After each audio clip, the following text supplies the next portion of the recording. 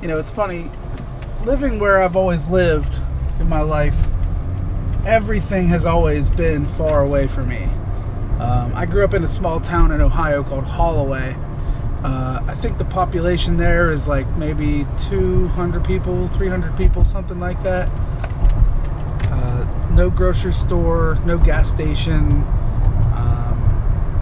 You know, if I wanted anything, if I wanted to go to the mall, if I wanted to go see a movie, if I wanted to go get groceries, you know, anything, it was at least a half an hour away.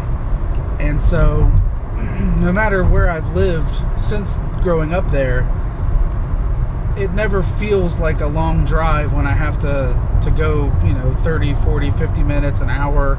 It feels like that's just how it is in life. I run into people sometimes who live in bigger areas, and for them, you know, to drive 15 minutes is just crazy to them. You know, if you talk to somebody who lives in a downtown urban area, you know, when they talk about going out to get something to eat, they're talking about, you know, walking down the stairs of their apartment and across the street. They're not talking about jumping in a car and having a 25 minute ride to go get something to eat, or to have a drink, or to meet up with a friend. A lot of my friends live around Wheeling and Wheeling, West Virginia, and for them to come visit me or me to go visit them, you know, that's a 45-minute drive one way. And to go visit them at night and hang out and maybe have a drink or two and then drive home after that, you know, that 45 minutes feels real long. And I'm sure that they feel the same way. So a lot of my friends from back that direction, you know, a lot of us don't really see each other very much. It's compounded by the fact that I've been playing in this band for a couple of years. So I drive that distance. You know, I said Bridgeport, Ohio is where we rehearse, which is right across the river from Wheeling, West Virginia. You know, I make that drive when I was in the band. You know, we were playing a lot. I would make that drive at least once a week, but sometimes, you know, twice a week. And then if we had a show, that would be like a third time. And a lot of time we would have shows in Pittsburgh, Morgantown, Washington, PA. A lot of road shows where, you know, instead of driving 45 minutes or an hour, I might have been driving 2 hours or 2.5 hours or 3.5 hours. Just depends on where we were playing.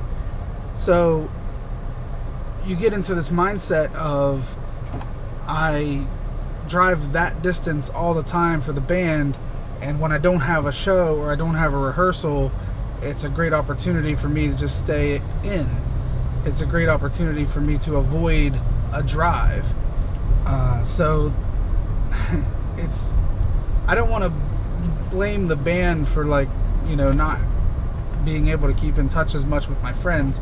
It is true that when you have something going on like a band that takes up a lot of your time, there are things that do suffer. And, you know, for a lot of people, it might be their relationship with their spouse or their significant other. It could be a relationship with their kids. For me, it's a relationship with my friends.